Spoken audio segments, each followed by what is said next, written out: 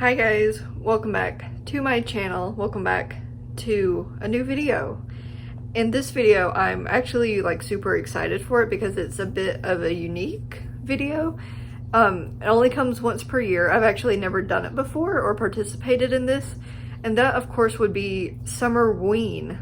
If you don't know what Summerween is, think Christmas in July, but Halloween in July. That's the very basic gist of it.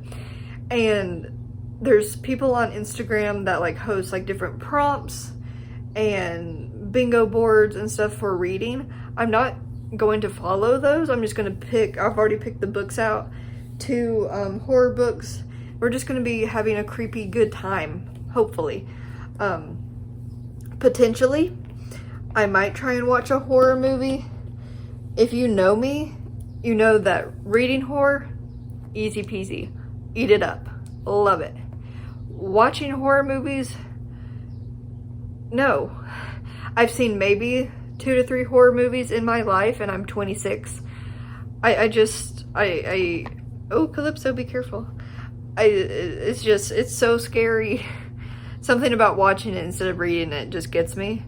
So maybe that, might be watching, might not, don't get your hopes up. But let's go ahead and talk about the 2 books that I'm going to be reading. I don't know which one I'll be reading first, but this is the first pick, which is Widow's Point. It's by a father and son duo, so that's interesting, and I also got it for $10. This is basically like a haunted lighthouse, but what's cool about it is, let me find a good example page, is that it's basically like mixed media. So think like voice recordings, videos, emails, and I eat that up. I've only read like 2 books that have been in that format, but really enjoyed them. So this is a very interesting pick. And then I also picked up Maggie's Grave by David Sodergren. I've been curious about this author for a long time. And so I figured Summerween is the perfect opportunity to finally pick up one of his novels. And I've heard that he writes things that are very gruesome and gory and dark. So yay. Yay, I'm so looking forward to that. But these are the 2 books that I'm going to be reading in this vlog. When I start them, I'll give you a more like in-depth summary and excerpt of what they're about. And see, I was debating, do I want to decorate for Summerween? I think I will, just a little bit, just a couple of decorations. And then maybe horror movie, maybe, well, that's kind of the only thing you can do in the summer. There's no pumpkins. I don't know, we'll figure it out. We will figure it out. So I'm not going to read today. It's going to start tomorrow because tomorrow is July 1st. And we will just get to reading. Catch you in a little bit. Okay, hey.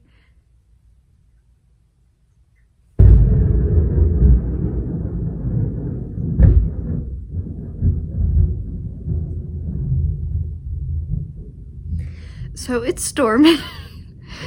It's storming. It's not even raining, I don't think. It's just like super loud thunder out of nowhere. So that's happening. And so I thought, no better time to start Maggie's Grave, because oh my gosh, I'm already jumping from the thunder. That's crazy. I don't like that. I don't like that. I hate storms, and that is so loud. I do not like that. I got Calypso at my feet. So, oh my gosh, we're gonna have some very moody reading time today. It's currently like 6 p.m. I hope it doesn't storm forever, but we're gonna start Maggie's Grave in the midst of a storm, even though it's not raining, just thunder. So let's get into this. I have my lamp on in the back, got my TV on, so let's just have a good ambient stormy reading session.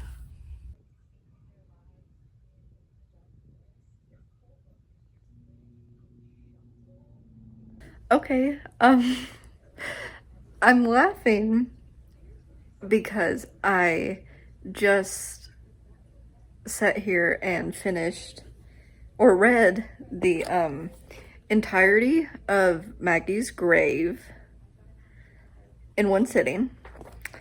Wasn't planning on doing that, but that's what happened. I know that I read online and people said this was gory and gruesome. Yeah, yeah, it was. I don't.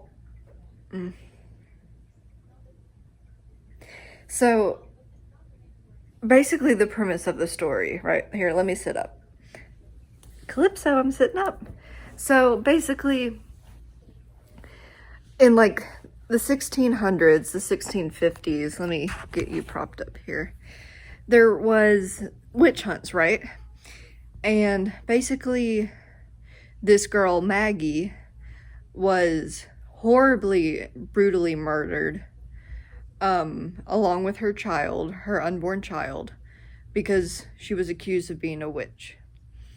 And she was killed along with her unborn child and was buried. And so go forward to 2019, and in this same town where now there's only 47 people, like it's basically a ghost town. There's like one bowling alley, one tiny grocery store, and there's only 4 teenagers, and they're all kind of buddies, right? And so one of them is a new mom. She just had a baby.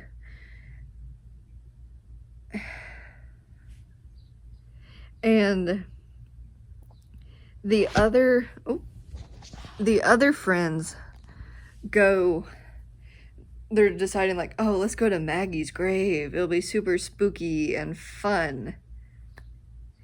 And Maggie comes back from the grave.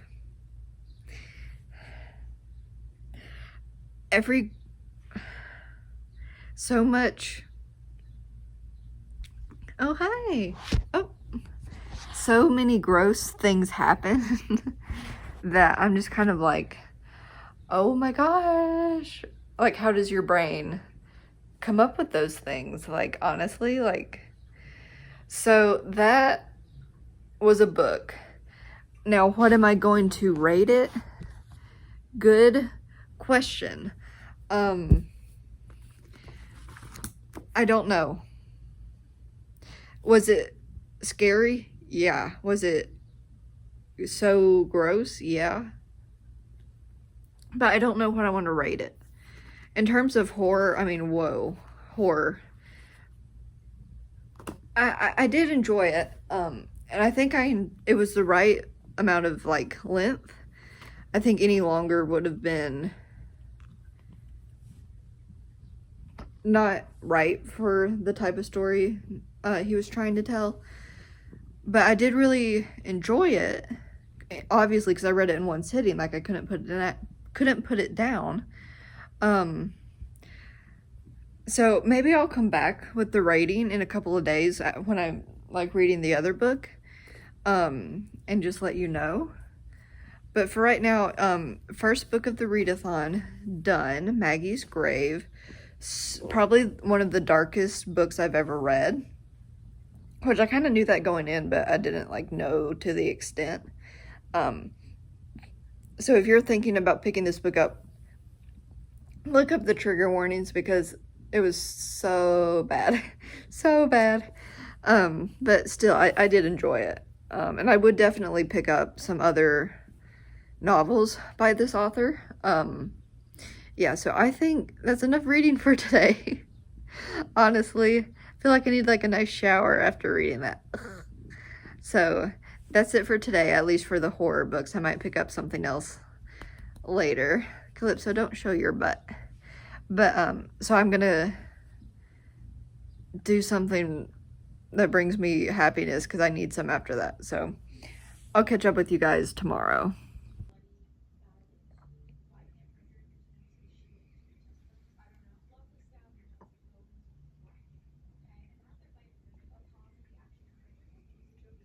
Hey, don't ask how the reading is going because it's not. But I did want to do something a little bit different, which is do like a very quick, not like reorganization of my main bookcase, but also like just shifting of everything, because I'll show you in a second, but I have like a gap or like an open space on the third shelf where I have room to put a few more books. So that's what I'm going to do, shift everything over and make space for some more of my TBR. So I'm going to show you what that looks like before and then after. So let me just show you that. Okay, so you can see this is the third shelf. I have quite a bit of space, and then, you know, on the bottom there's everything. So I just need to basically move some stuff. So I'm going to move everything from here over and then just do some maneuvering. So I'm going to do that and be back with you in a little bit and show you how all that turns out. So I'll be back. Okay, so I got it set up, so I'll just show you from top to bottom, even though I didn't touch the top two shelves. So yeah, the top two have not changed, but then going into the third one, which is this one, I'm not entirely happy with it, which I never am. But yeah, so now it's like starting like favorites shelves, which they're not like in order obviously, but like some are recently read, some are that I've read a while ago. So you have like my R.F. Kuang, Aaron Morgenstern, Madeline Miller, Robin Hobb, The Book Thief, and then going down, these right here are also favorites. But then when you get into the vertical, those are my TBR books. So I've read these, have not read these.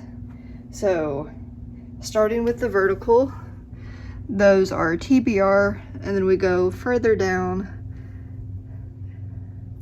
and there's Calypso. So yeah, these are all TBR books. So there, here, and then also underneath, with the underneath is looking so much better because it used to be right there too, but now it looks so much better because they are all confined to the bookcase besides like the two that are on my bed. So I counted, it's about 60 TBR books, so could be worse, but could be a lot better. So I just wanted to do that real quick on the weekend. So yeah, that's done. Okay, so I have finally read, and I have made it to, there's no page numbers on this page, but it's page 85. So yeah, I've made it to page 85. This is like the first like actual like chapter break and page break, because it's all like one kind of, oh, my ear's cutting on, I hope it's not too loud.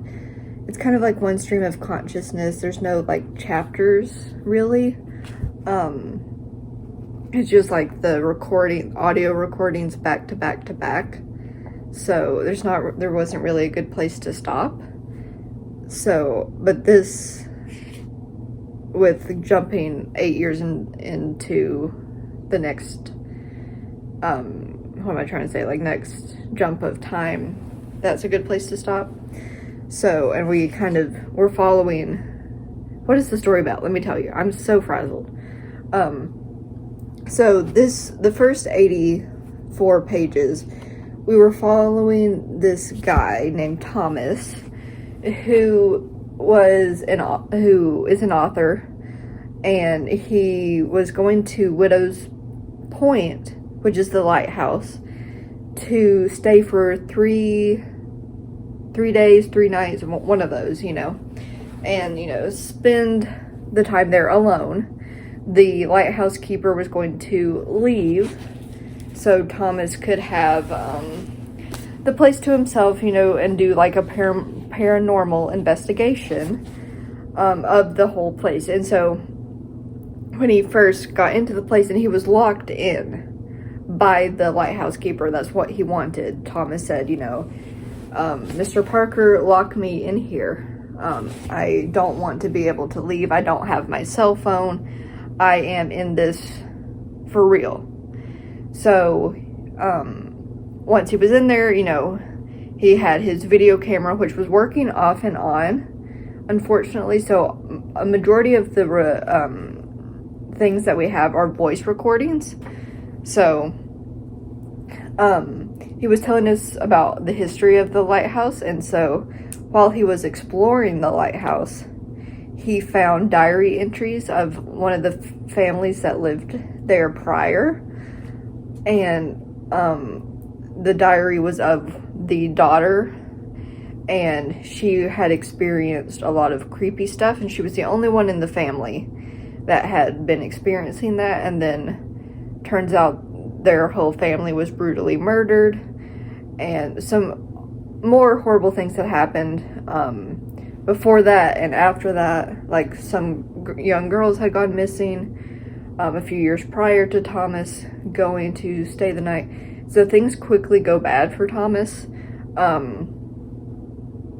Things quickly escalate for him. And so, yeah, I'm not going to say what happens to Thomas, but all that happened everything that happens to Thomas happens in the span of, you know, those 3 days in 2017. And so now we're at 2025. So, I am enjoying it. I wouldn't say like I'm creeped out or scared or anything. It was definitely like, I'm definitely intrigued, but we're only, you know, like 20% of the way in. So I'm intrigued, but I want to see where the rest of it is going to go. So I'm hoping some more people obviously will go and check out the lighthouse. And I'm just so curious to see what's going to happen. So I just want to give you a quick update. I am in a bit of a slump, as you could probably tell from that previous clip. But yeah, I'm going to try and beat that. Read for a little bit every day. So I just did a reading sprint for about 20 minutes. So yeah, I will catch back up with you whenever I read a bit more. Okay, I'm back. I hope you can see me okay. It's a little bit dark, but it's not like dark enough for lights, I don't think. It's been a bit stormy, and Calypso's being cute with me. I did want to give an update. Actually, like a final update, because I finished Widow's Point. I finished the rest of it it's been like 2 or 3 days. So I finished the rest of it the next night, and I have some thoughts, and they're not good thoughts, unfortunately. I hate to be the bearer of bad news. I gave this book 1.5 stars. So it went downhill very, very quickly. So I was definitely enjoying that first section. It definitely had potential, but